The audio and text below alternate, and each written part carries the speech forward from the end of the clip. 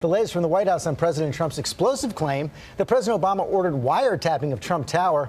The baseless allegation has now been debunked by top members of Congress from both parties, but the White House standing by the president's tweets. Our John Carl had a contentious exchange with Press Secretary Sean Spicer in the briefing room yesterday. He joins us now with the details. John, one of the most surreal White House briefings I have ever seen. I've certainly never seen anything like it, George, but the White House is digging in, even as top Republicans have joined Democrats in saying they have seen absolutely no evidence to justify the president's accusations. White House Press Secretary Sean Spicer insists the president will be proven right about the alleged wiretapping of Trump Tower. So you think he's still going to be vindicated? Do you think I believe he will. But it's getting harder and harder to find anybody who agrees with that. Now the top Democrat and the top Republican on the Senate Intelligence Committee have issued a joint statement saying they've seen no proof to back up President Trump's accusation that President Obama tapped his phone.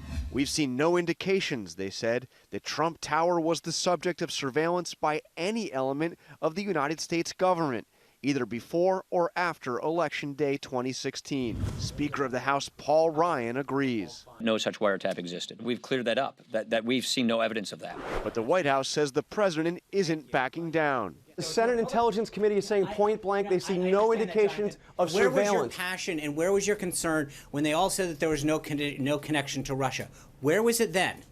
You crickets from you guys, because at the end of the day... So you're saying the president stands by his allegation that President Obama wiretapped the Trump Tower? I'm making a point. The point is this. Number one, that it's interesting how when evidence comes out and people who have been briefed on the Russia connection come out and say that there was nothing that they have seen that proves a connection, you choose not to cover that. I'm asking you to respond to the Senate Intelligence Committee. I'm trying to answer your question, Jonathan, if you can calm down. That answer went on for nearly 8 minutes straight.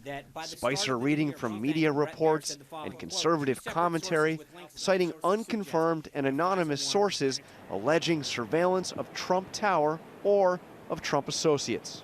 So are you saying that the president still stands by his allegation that President Obama ordered wiretapping or surveillance of Trump Tower, despite the fact that the Senate Intelligence Committee says they see no indication that it happened? Does the president still stand by the allegation? First of all, he stands by it, but again, you're mischaracterizing what happened today. No, they said they saw no indication. I'm reading exactly from their statement. I understand that. And at the same time, they acknowledge that they have not been in contact with the Department of Justice. The top Democrat on the Senate Intelligence Committee said in a statement after Spicer's briefing that the leaders would not have made the statement they made without having been fully briefed by authorities. So John, the officials debunking the president's tweet keep on piling up right now, and then the White House is actually trying to have it both ways. They're doubling down, standing by the tweets, but also trying to slide off them at the same time.